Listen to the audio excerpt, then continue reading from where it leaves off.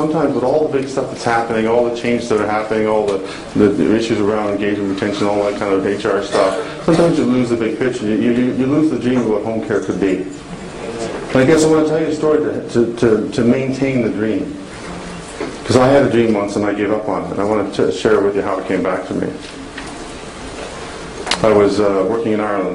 I do some work in Northern Ireland with what they call the Troubles, the two sides of the coin, and working with the Troubles over there. And I had a great honor of going back here in November. And in April 2005, I was doing some work with a colleague of mine, and he invited me up to this place called Castlerock on the north coast of Northern Ireland. And it's a beautiful, windswept little village with a little cottage. It's called Castlerock because there's an old ruined castle up on the moors, up on the mountain, on the hillside. And he said, "Would you like to go up to a hike up to the castle? I'd like to show you around and stuff like that." And I said, "Great." So we watched the Grand National Steeplechase. It's a big horse race over in the UK, and we had some fun with that. Then the next day we walked up to the castle. And the castle's kind of in ruins, but there's a temple. It's called the Unsung Temple. It's on the cliff face. It's right on the edge of the cliff. It's a big round rotunda building, probably just about half the size of this building, and it still has the glass in it. So it's a beautiful, this Roman architecture kind of thing. And apparently the Bishop of Derry, who built the castle, built this temple for his lover, a little place for them to go and read books.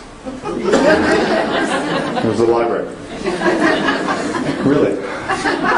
And so it's a beautiful place. It's really inspirational. Like, it's kind of empty. There's nothing in it. There's some broken floor tiles and stuff. And the wind rattles. And in the distance you can see Donegal on the west coast. And on a clear day you can see Scotland. And the North Sea is rolling. And it's right on the cliff edge. It's just a gorgeous, beautiful place. And very inspirational place. And I was walking around inside the temple with Tim and my buddy Tim.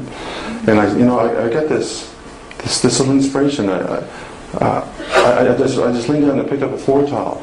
I picked up a floor tile and I just got this crazy thought. You ever get these crazy thoughts you don't have no idea where they come from? Well, I got a crazy thought. And I said, "Tim, I'm going to put a proposal to my girlfriend underneath this stone and bring her back here and ask her for a hand in marriage." And he said, Tim said, "Are you crazy? You don't even have a girlfriend." I said, I'm working on it. So I put the stone back. That was April of 2005.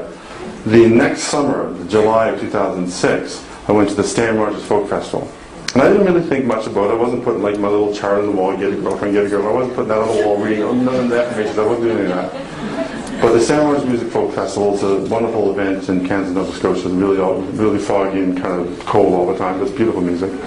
And Friday night, there's 3,000 people there, and I'm standing there just sort of watching the music. And through the mist, literally through the fog and mist, comes Andrea.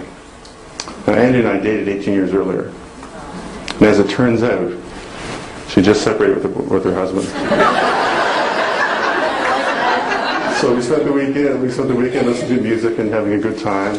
And then that was the summer of 06, and January of 07, we go to Costa Rica for a trip. So we're hitting it off, basically, having dated 18 years ago, picking up the pieces.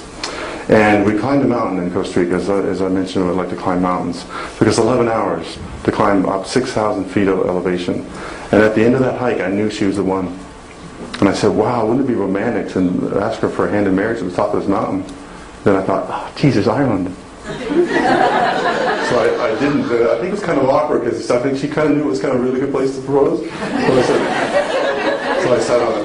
But the tricky part was I didn't have a reason to go to Ireland. So I said, "No, I'm going to do my dream in Ireland." And so I got down off the mountain, back to San Jose, checked my email, and the National Travelers Association of Ireland invited me over for a conference.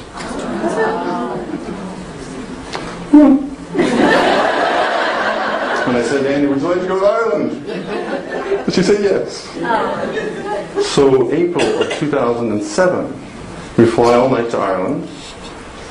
We fly overnight to London and over to Belfast, and Andy's really tired, so she sleeps. And I stayed up to watch the Grand National Horse Race with my buddy Tim. And I checked with him, because I mailed him in February a photograph of Andy. Oh, I'm getting all emotional.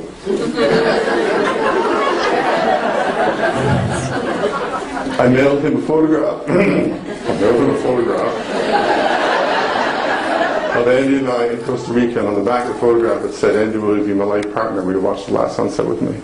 And I put in a piece of plastic, and he went up to the temple and put it under the rock that I talked about. So it was sitting under the rock, and I said, "Tim, is everything you said?" And he said, "Yes, it's under the rock." And I said, "Tim, how am I going to get it to lift up the stone?" He said, "I have no idea."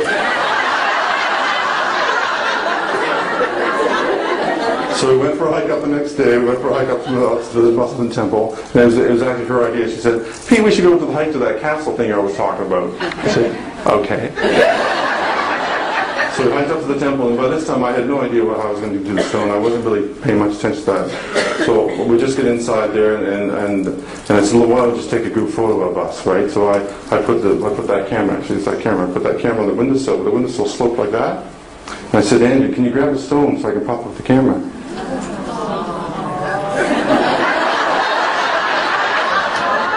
She reached down and picked up that floor top. And underneath it was a photograph of her and I. She said, "What the? How did that get there?"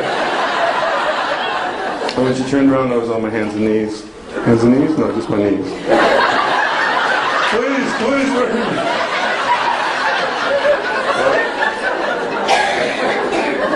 And we got married July the 7th of 707. We were the only couple in Canada getting married that day.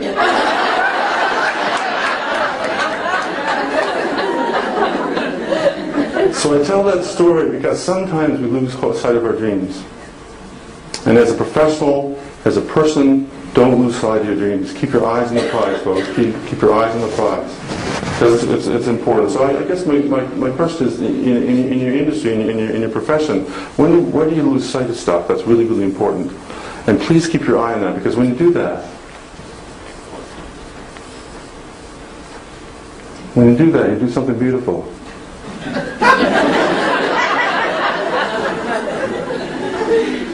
When you keep your eyes on the prize and keep your dreams alive, if you keep focusing on it, even if you don't actually have to write it out every single day, it's really cool, because what you think about, you bring about.